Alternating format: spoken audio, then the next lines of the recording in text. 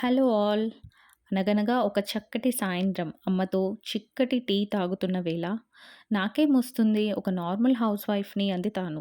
ఇది ఏ generation mummy అనుకుంటే ఏదైనా సాధించొచ్చు అని చెప్పి స్టార్ట్ చేసిందే ఈ ఛానల్.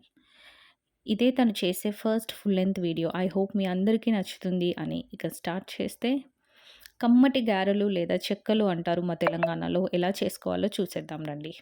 ఒక 1 కేజీ రేషన్ బియ్యం లేదంటే నార్మల్ బియ్యం తీసుకొని 5-6 అవర్స్ నానబెట్టి, ఒక 2 అవర్స్ ఆరబెట్టిన తర్వాత పిండి పట్టించుకోవాలి.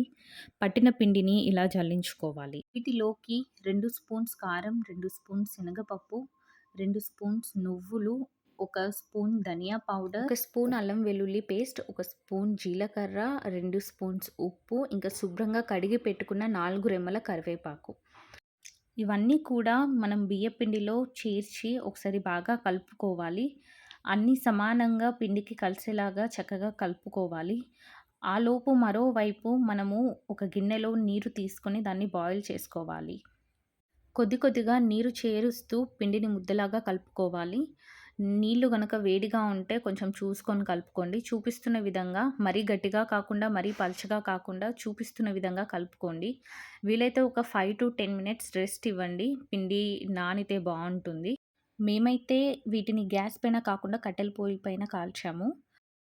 అలా చేస్తే టేస్ట్ బావుంటుంది అని చెప్పేసి మా అత్తమ్మ చెప్పింది. మా అత్తమ్మ వాళ్ళ పాప ఉండలు చుడుతూ ఉంటే మా అత్తమ్మ పూరి ప్రెస్‌లో వాటిని చేస్తుంది. మా మమ్మీ ఏమో కాలుస్తూ అందరూ కలిసి చక్కగా పని చేసుకుంటున్నారు ఆడుతూ, పాడుతూ. నాకు కూడా కంప్యూటర్ నుంచి కొంచెం బ్రేక్ దొరికింది. వీళ్ళతో కూర్చొని ఎంజాయ్ చేశాను. మీరు కూడా ఇలాగే చేసుకుంటారా? అయితే కామెంట్స్‌లో నాకు చెప్పండి.